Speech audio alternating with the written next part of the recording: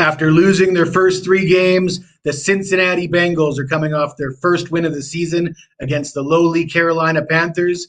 So, just how good is this Cincinnati team? Well, we're going to talk about it. But before we do, I got to tell you about a promotion we have available right now at WagerTalk.com. For a limited time, you can get 30 days all access NFL and college football for one low price of $199. Use the promo code FBALL30. This promotion is available for any of the great handicappers at WagerTalk.com, but I recommend this guy right here. I was the hottest handicapper at WagerTalk in week 4. I went 6-1 for my clients with premium picks, and I cashed in winners with 5 of my last 6 free NFL picks on this channel. You can find me at wt.buzz/JS.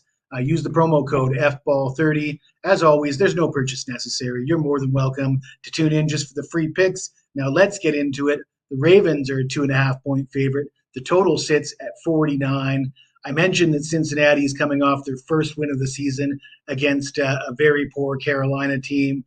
However, I will point out that this Cincinnati team could just as easily be 3-1 as they are 1-3. You go back to that home game against Washington.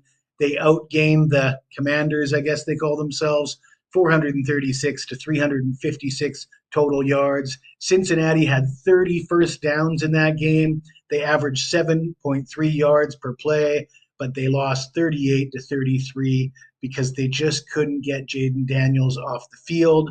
The Commanders' punter never came in the game, and that's a recipe for losing football games. But Joe Burrow and the offense, they did their job.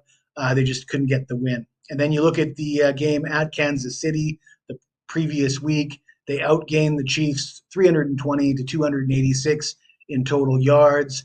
They led throughout the fourth quarter, and the game ended with Kansas City kicking the game-winning field goal on a controversial penalty call that probably was a bad call.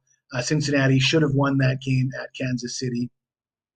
You look at Joe Burrow, he's putting up the numbers. He didn't get off to a great start. The first game against New England was not a good one, but he's sitting there with 978 total yards, 7 touchdowns, 1 pick, 71% completion percentage. He's right up there with the top quarterbacks in the league through 4 games. And he's facing a Baltimore team that is 2-2. They've won back-to-back games. They blew out the Cowboys in the first half in Dallas. But Dallas came storming back. Dak Prescott threw for 379 yards and 2 touchdowns on 28 of 51 passing in that game. Only the Detroit Lions, Jacksonville Jaguars, and Minnesota Vikings have allowed more passing yards than this Baltimore defense. I think Joe Burrow can get his yards and his touchdowns in this game. We know that Cincinnati won't be running the ball because Joe Mixon ain't walking through that door anytime soon.